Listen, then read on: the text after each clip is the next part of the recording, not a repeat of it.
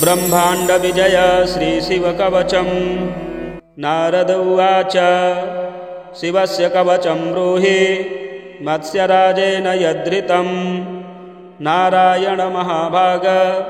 श्रोतुं कौतूहलं मम। श्रीनारायण उवाच कवचं शृणु विप्रेन्द्र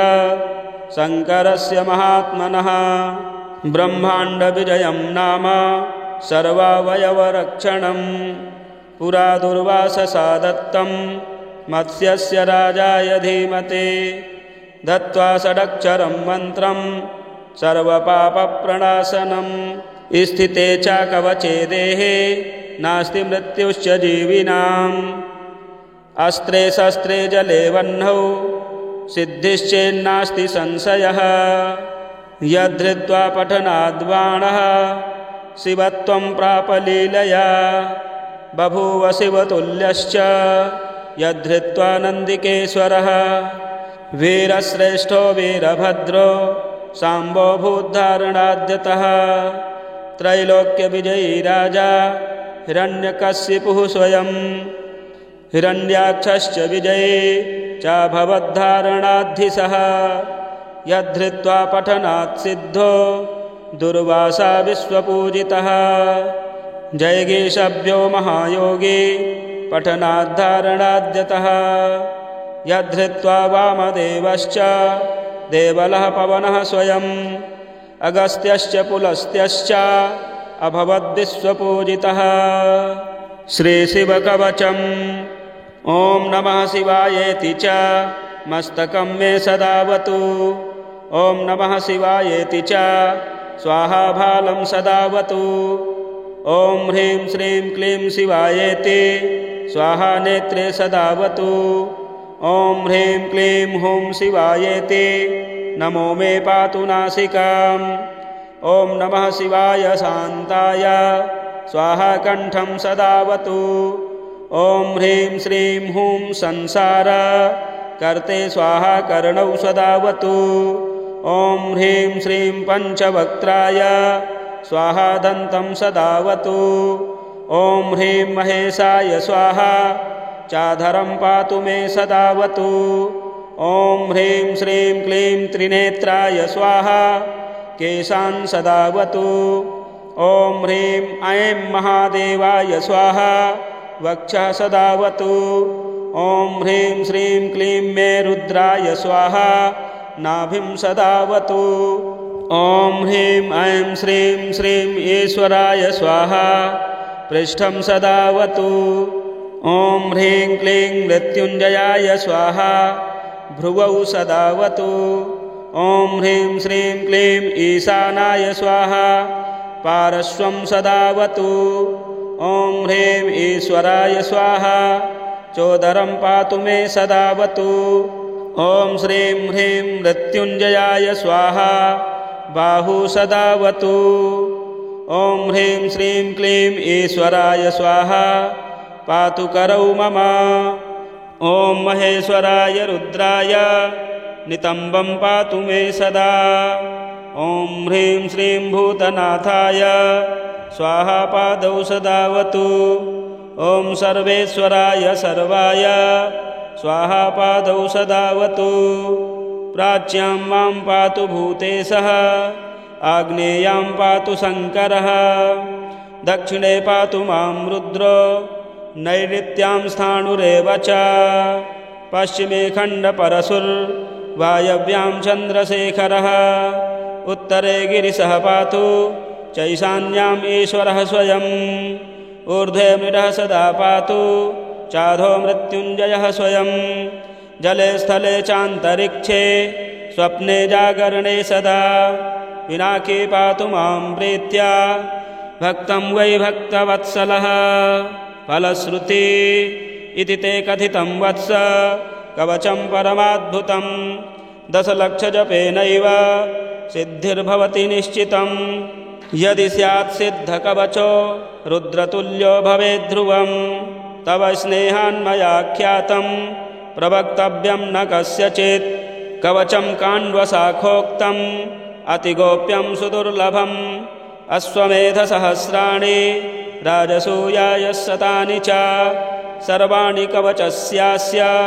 फलं नार्हन्ति षोडशीं कवचस्य प्रसादेन जीवन्मुक्तो भवेन्नरः सर्वज्ञः सर्वसिद्धेषु मनोयायी भवेद्ध्रुवं नारद उवाच शिवस्य कवचं ब्रूहि मत्स्यराजेन यद्धृतं नारायण महाभाग श्रोतुं कौतूहलं मम श्रीनारायण उवाच कवचं शृणु विप्रेन्द्र शङ्करस्य महात्मनः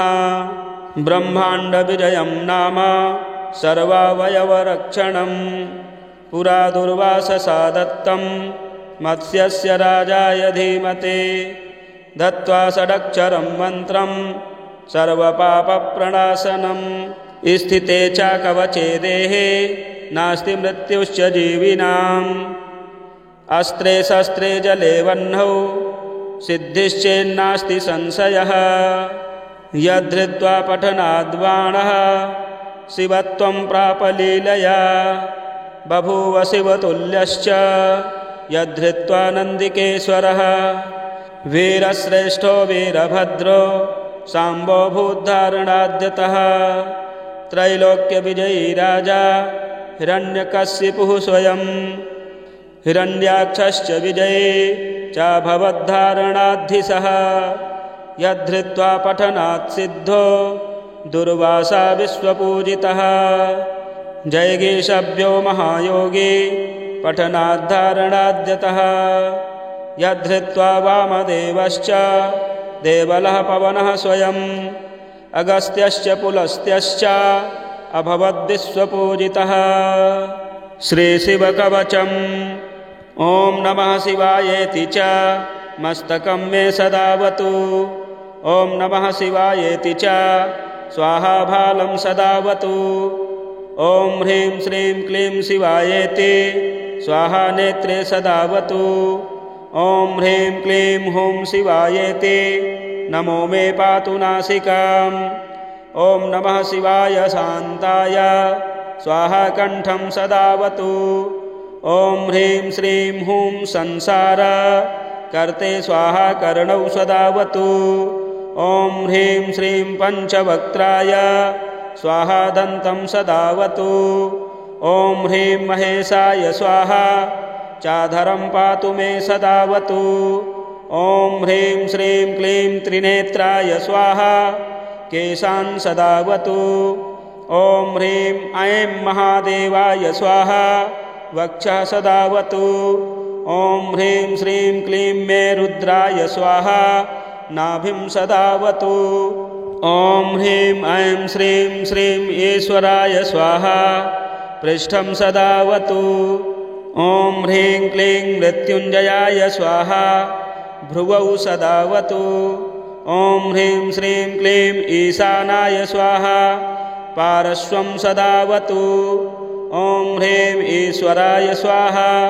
चोदरं पातु मे सदावतु ॐ श्रीं ह्रीं मृत्युञ्जयाय स्वाहा बाहु सदावतु ॐ ह्रीं श्रीं क्लीं ईश्वराय स्वाहा पातु करौ मम ॐ महेश्वराय रुद्राय नितम्बं पातु मे सदा ॐ ह्रीं श्रीं भूतनाथाय स्वाहा पादौ सदावतु ॐ सर्वेश्वराय सर्वाय स्वाहा पादौ सदावतु प्राच्यां मां पातु भूतेशः आग्नेयां पातु शङ्करः दक्षिणे पातु मां रुद्रो नैऋत्यां स्थाणुरेव च पश्चिमे खण्डपरशुर्वायव्यां चन्द्रशेखरः उत्तरे गिरिशः पातु चैशान्याम् ईश्वरः स्वयम् ऊर्ध्वे मृडः सदा पातु चाधो मृत्युञ्जयः स्वयं जले स्थले चान्तरिक्षे स्वप्ने जागरणे सदा पिनाकी पातु मां प्रीत्या भक्तं वै भक्तवत्सलः फलश्रुति इति ते कथितं वत्स कवचं परमाद्भुतं दशलक्षजपेनैव सिद्धिर्भवति निश्चितं यदि स्यात् सिद्धकवचो रुद्रतुल्यो भवेद्ध्रुवं तव स्नेहान्मयाख्यातं प्रवक्तव्यं न कस्यचित् कवचं काण्वशाखोक्तम् अतिगोप्यं सुदुर्लभम् अश्वमेधसहस्राणि राजसूयाय शतानि च सर्वाणि कवचस्यास्य फलं नार्हन्ति षोडशीं कवचस्य प्रसादेन जीवन्मुक्तो भवेन्नरः सर्वज्ञः सर्वसिद्धेशो मनोयायी भवेद्ध्रुवं नारद उवाच शिवस्य कवचं ब्रूहि मत्स्यराजेन यद्धृतं नारायण महाभाग श्रोतुं कौतूहलं मम श्रीनारायण उवाच कवचं शृणु विप्रेन्द्र शङ्करस्य महात्मनः ब्रह्माण्डविजयं नाम सर्वावयवरक्षणं पुरा दुर्वाससा दत्तं मत्स्यस्य राजाय धीमते दत्त्वा षडक्षरं मन्त्रं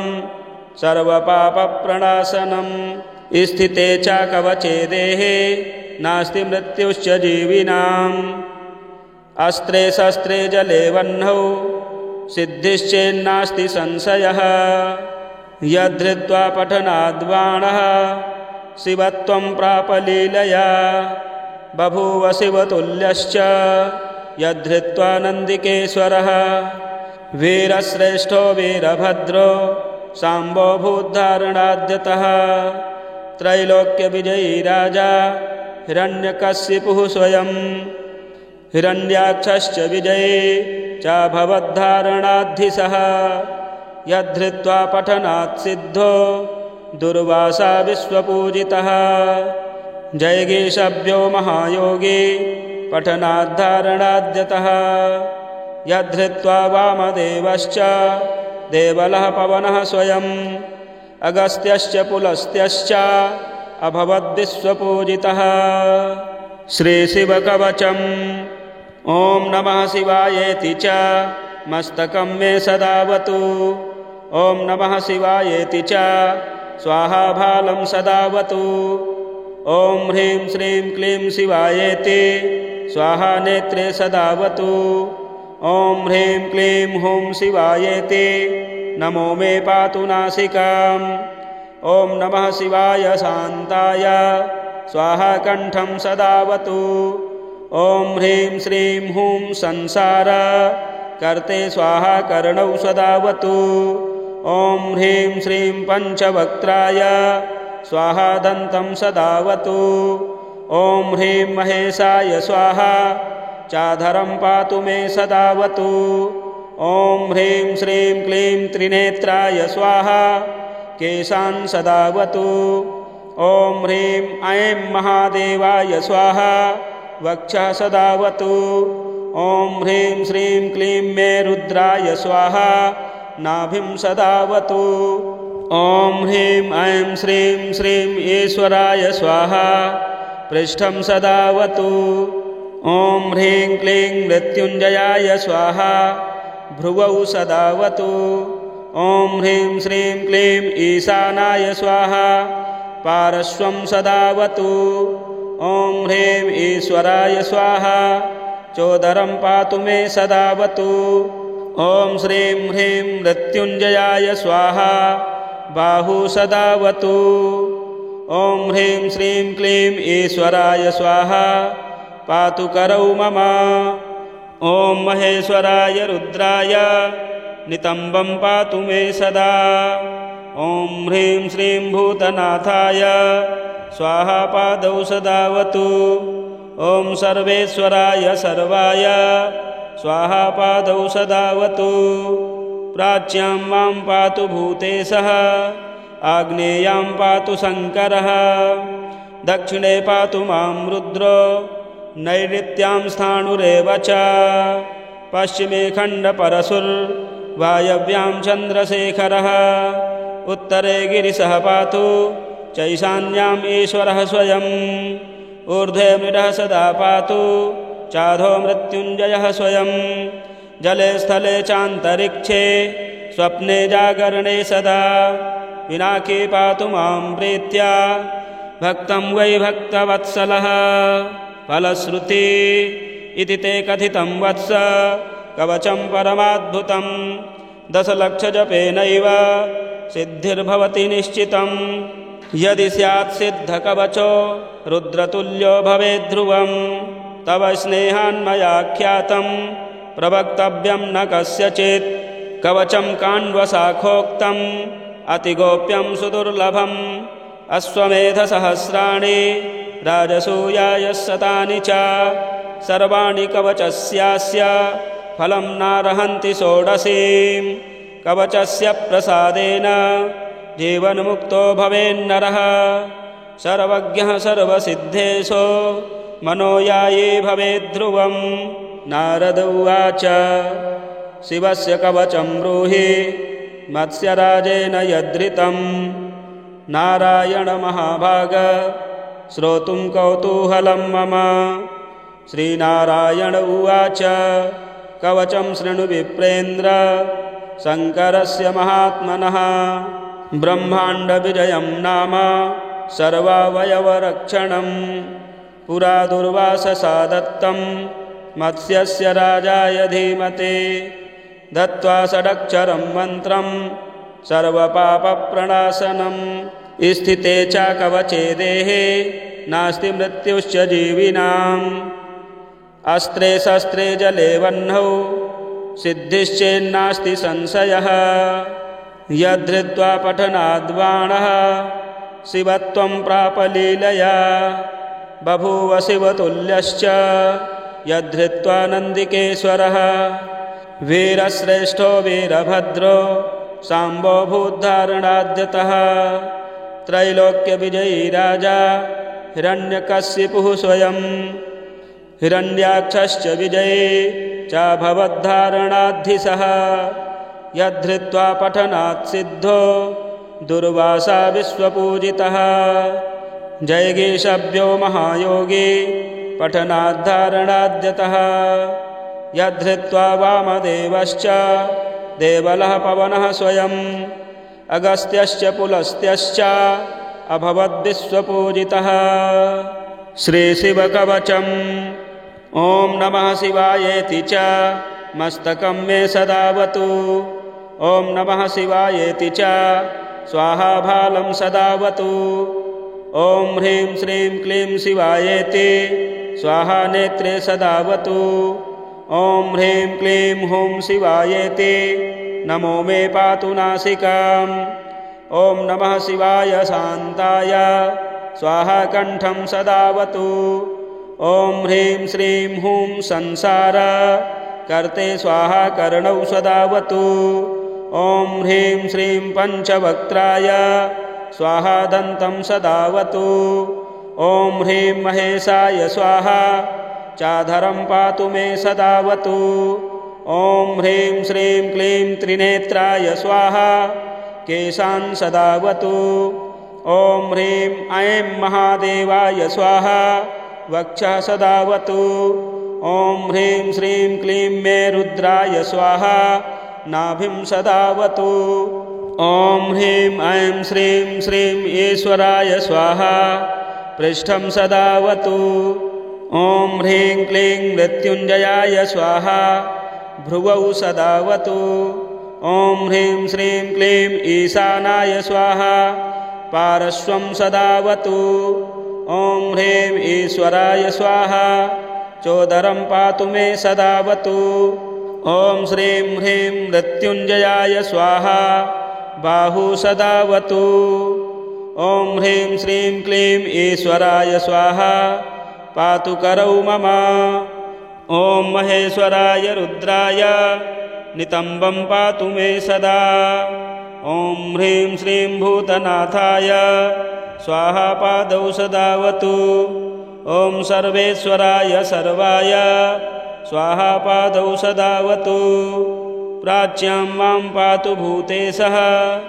आग्नेयां पातु शङ्करः दक्षिणे पातु मां रुद्रो नैऋत्यां स्थाणुरेव च पश्चिमे खण्डपरशुर्वायव्यां चन्द्रशेखरः उत्तरे गिरिशः पातु चैशान्याम् ईश्वरः स्वयम् ऊर्ध्वे मृडः सदा पातु चाधो मृत्युञ्जयः स्वयं जले स्थले चान्तरिक्षे स्वप्ने जागरणे सदा पिनाकी पातु मां प्रीत्या भक्तं वै भक्तवत्सलः फलश्रुति इति ते कथितं वत्स कवचं परमाद्भुतं दशलक्षजपेनैव सिद्धिर्भवति निश्चितं यदि स्यात् सिद्धकवचो रुद्रतुल्यो भवेद्ध्रुवं तव स्नेहान्मयाख्यातं प्रवक्तव्यं न कस्यचित् कवचं काण्वशाखोक्तम् अतिगोप्यं सुदुर्लभम् अश्वमेधसहस्राणि राजसूयायशतानि च सर्वाणि कवचस्यास्य फलं नार्हन्ति षोडशीं कवचस्य प्रसादेन जीवन्मुक्तो भवेन्नरः सर्वज्ञः सर्वसिद्धेशो मनोयायी भवेद्ध्रुवं नारद उवाच शिवस्य कवचं ब्रूहि मत्स्यराजेन यद्धृतं नारायण महाभाग श्रोतुं कौतूहलं मम श्रीनारायण उवाच कवचं शृणु विप्रेन्द्र शङ्करस्य महात्मनः ब्रह्माण्डविजयं नाम सर्वावयवरक्षणं पुरा दुर्वाससा दत्तं मत्स्यस्य राजाय धीमते दत्त्वा षडक्षरं मन्त्रं सर्वपापप्रणाशनं स्थिते च कवचे देहे नास्ति मृत्युश्च जीविनाम् अस्त्रे शस्त्रे जले वह्नौ सिद्धिश्चेन्नास्ति संशयः यद्धृत्वा पठनाद्बाणः शिवत्वं प्राप लीलया बभूव शिवतुल्यश्च यद्धृत्वा नन्दिकेश्वरः वीरश्रेष्ठो वीरभद्रो साम्बो भूद्धारणाद्यतः त्रैलोक्यविजयी राजा हिरण्यकशिपुः स्वयं हिरण्याक्षश्च विजयी चाभवद्धारणाद्धिसः यद्धृत्वा पठनात् सिद्धो दुर्वासा विश्वपूजितः जयगीषभ्यो महायोगी पठनाद्धारणाद्यतः यद्धृत्वा वामदेवश्च देवलः पवनः स्वयम् अगस्त्यश्च पुलस्त्यश्च अभवद्विश्वपूजितः श्रीशिवकवचम् ॐ नमः शिवायेति च मस्तकं मे सदावतु ॐ नमः शिवायेति च स्वाहाभालं सदावतु ॐ ह्रीं श्रीं क्लीं शिवायेति स्वाहा नेत्रे सदावतु ॐ ह्रीं क्लीं हुं शिवायेति नमो मे पातु नासिकाम् ॐ नमः शिवाय शान्ताय स्वाहा कण्ठं सदावतु ॐ ह्रीं श्रीं हुं संसार कर्ते स्वाहा कर्णौ सदावतु ॐ ह्रीं श्रीं पञ्चवक्त्राय स्वाहा दन्तं सदावतु ॐ ह्रीं महेशाय स्वाहा चाधरं पातु मे सदावतु ॐ ह्रीं श्रीं क्लीं त्रिनेत्राय स्वाहा केशान् सदावतु ॐ ह्रीं ऐं महादेवाय स्वाहा वक्षः सदावतु ॐ ह्रीं श्रीं क्लीं मे रुद्राय स्वाहा नाभिं सदावतु ॐ ह्रीं ऐं श्रीं श्रीं ईश्वराय स्वाहा पृष्ठं सदावतु ॐ ह्रीं क्लीं मृत्युञ्जयाय स्वाहा भ्रुवौ सदावतु ॐ ह्रीं श्रीं क्लीं ईशानाय स्वाहा पार्श्वं सदावतु ॐ ह्रीं ईश्वराय स्वाहा चोदरं पातु मे सदावतु ॐ श्रीं ह्रीं मृत्युञ्जयाय स्वाहा बाहु सदावतु ॐ ह्रीं श्रीं क्लीं ईश्वराय स्वाहा पातु करौ मम ॐ महेश्वराय रुद्राय नितम्बं पातु मे सदा ॐ ह्रीं श्रीं भूतनाथाय स्वाहा पादौ सदावतु ॐ सर्वेश्वराय सर्वाय स्वाहा पादौ सदावतु प्राच्यां मां पातु भूतेशः आग्नेयां पातु शङ्करः दक्षिणे पातु मां रुद्रो नैऋत्यां स्थाणुरेव च पश्चिमे खण्डपरशुर्वायव्यां चन्द्रशेखरः उत्तरे गिरिशः पातु चैशान्याम् ईश्वरः स्वयम् ऊर्ध्वे मृडः सदा पातु चाधो मृत्युञ्जयः स्वयं जले स्थले चान्तरिक्षे स्वप्ने जागरणे सदा पिनाकी पातु मां प्रीत्या भक्तं वै भक्तवत्सलः फलश्रुति इति ते कथितं वत्स कवचं परमाद्भुतं दशलक्षजपेनैव सिद्धिर्भवति निश्चितं यदि स्यात् सिद्धकवचो रुद्रतुल्यो भवेद्ध्रुवं तव स्नेहान्मयाख्यातं प्रवक्तव्यं न कस्यचित् कवचं काण्वशाखोक्तम् अतिगोप्यं सुदुर्लभम् अश्वमेधसहस्राणि राजसूयायशतानि च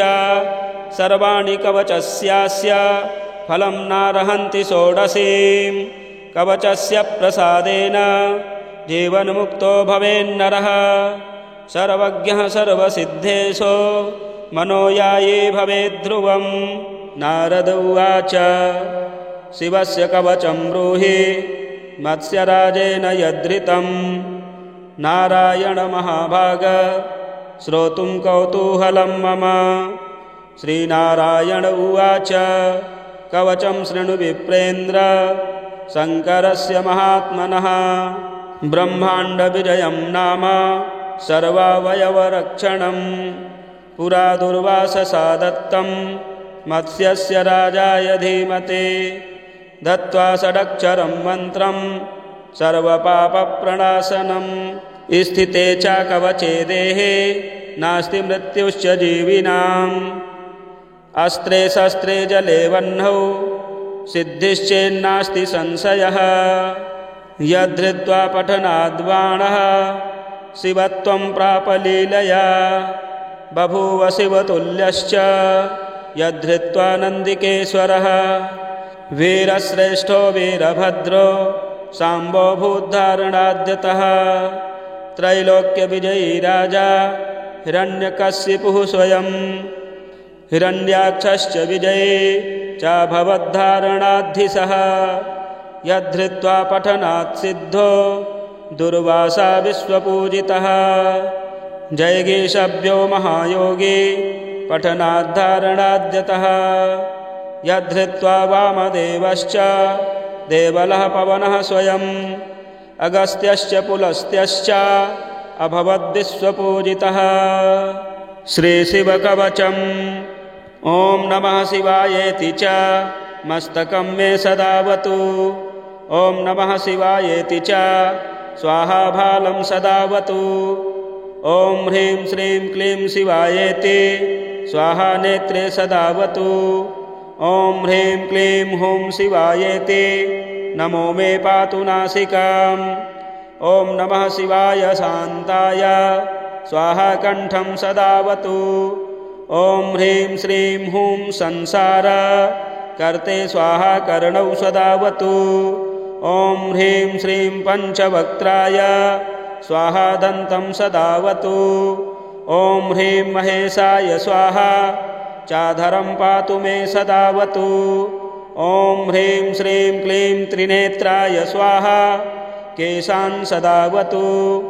ॐ ह्रीं ऐं महादेवाय स्वाहा वक्षः सदावतु ॐ ह्रीं श्रीं क्लीं मे रुद्राय स्वाहा नाभिं सदावतु ॐ ह्रीं ऐं श्रीं श्रीं ईश्वराय स्वाहा पृष्ठं सदावतु ॐ ह्रीं क्लीं मृत्युञ्जयाय स्वाहा भ्रुवौ सदावतु ॐ ह्रीं श्रीं क्लीं ईशानाय स्वाहा पार्श्वं सदावतु ॐ ह्रीं ईश्वराय स्वाहा चोदरं पातु मे सदावतु ॐ श्रीं ह्रीं मृत्युञ्जयाय स्वाहा बाहु सदावतु ॐ ह्रीं श्रीं क्लीं ईश्वराय स्वाहा पातु करौ मम ॐ महेश्वराय रुद्राय नितम्बं पातु मे सदा ॐ ह्रीं श्रीं भूतनाथाय स्वाहा पादौ सदावतु। ॐ सर्वेश्वराय सर्वाय स्वाहा पादौ सदावतु। प्राच्यां मां पातु भूतेशः आग्नेयां पातु शङ्करः दक्षिणे पातु मां रुद्रो नैऋत्यां स्थाणुरेव च पश्चिमे खण्डपरशुर्वायव्यां चन्द्रशेखरः उत्तरे गिरिशः पातु चैशान्याम् ईश्वरः स्वयम् ऊर्ध्वे मृडः सदा पातु चाधो मृत्युञ्जयः स्वयम् जले स्थले चान्तरिक्षे स्वप्ने जागरणे सदा पिनाकी पातु मां प्रीत्या भक्तं वै भक्तवत्सलः फलश्रुति इति ते कथितं वत्स कवचं परमाद्भुतं दशलक्षजपेनैव सिद्धिर्भवति निश्चितं यदि स्यात् सिद्धकवचो रुद्रतुल्यो भवेद्ध्रुवं तव स्नेहान्मयाख्यातं प्रवक्तव्यं न कस्यचित् कवचं काण्वशाखोक्तम् अतिगोप्यं सुदुर्लभम् अश्वमेधसहस्राणि राजसूयायशतानि च सर्वाणि कवचस्यास्य फलं नार्हन्ति षोडशीं कवचस्य प्रसादेन जीवन्मुक्तो भवेन्नरः सर्वज्ञः सर्वसिद्धेशो मनोयायी भवेद्ध्रुवं। नारद उवाच शिवस्य कवचं ब्रूहि मत्स्यराजेन यद्धृतं नारायण महाभाग श्रोतुं कौतूहलं मम। श्रीनारायण उवाच कवचं शृणु विप्रेन्द्र शङ्करस्य महात्मनः ब्रह्माण्डविजयं नाम सर्वावयवरक्षणं पुरा दुर्वाससा दत्तं मत्स्यस्य राजाय धीमते दत्त्वा षडक्षरं मन्त्रं सर्वपापप्रणाशनं स्थिते च कवचे देहे नास्ति मृत्युश्च जीविनाम् अस्त्रे शस्त्रे जले वह्नौ सिद्धिश्चेन्नास्ति संशयः यद्धृत्वा पठनाद्बाणः शिवत्वं प्राप लीलया बभूव शिवतुल्यश्च यद्धृत्वा नन्दिकेश्वरः वीरश्रेष्ठो वीरभद्रो साम्बो भूद्धारणाद्यतः त्रैलोक्यविजयी राजा हिरण्यकशिपुः स्वयं हिरण्याक्षश्च विजयी